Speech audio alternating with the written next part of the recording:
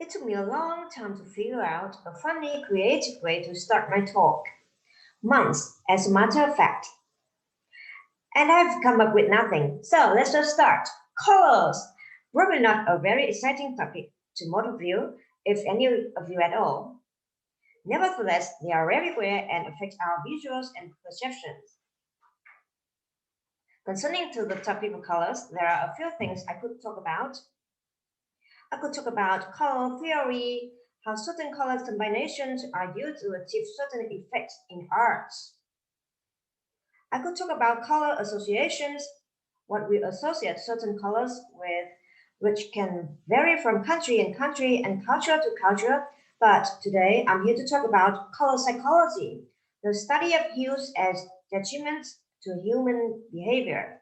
Now, I know color psychology already sounds mightily fishy. I mean, how could something as simple as the color really affect us that much?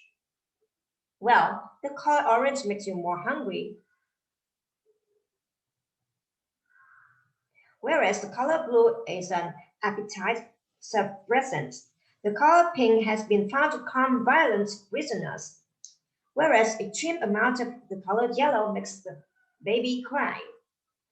And that's only a few ways the colors can affect us. So I decided to conduct my own little experiment. I drew three different pictures and then make duplicates of each picture. Whether the only thing can change was color in the pictures. The first one, I changed the colors that tinted the entire drawing. The second one, I changed the entire monochrome palette. And in the third one, I only changed one of the two colors. I would show each pair of picture to people and then ask them a question that corresponded with each one. The first pair of pictures, I asked which one looks more appetizing, with the assumption that the most will pick the warm-colored one, since warm colors trigger your appetite way more than cool colors do. 19% of people picked a warm-colored one. The next pair, I asked which picture looks more calming, with the assumption that most people would pick the pink picture since pink has been proven to be a calming color.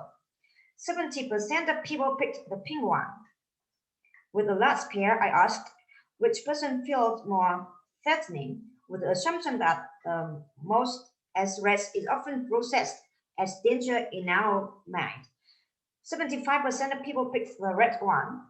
So that's a few examples of how certain colors affect us. But why do they affect us like that? What's the science behind it? Well, as in to do with all psychology is in our brain. See, light travels in waves, and each color has a different wavelength.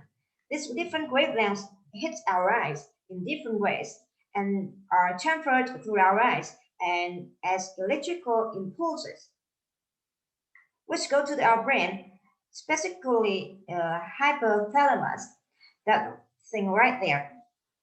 And here's the thing about hypothalamus in our body, it affects different functions, such as sleep, behavioral patterns, appetite, and metabolism and body temperature, just to name a few things. So that's how and why certain colors affect us. But where's it used in life? Well, it's used in a variety of things, including advertising, set design, and custom design, the things you look at.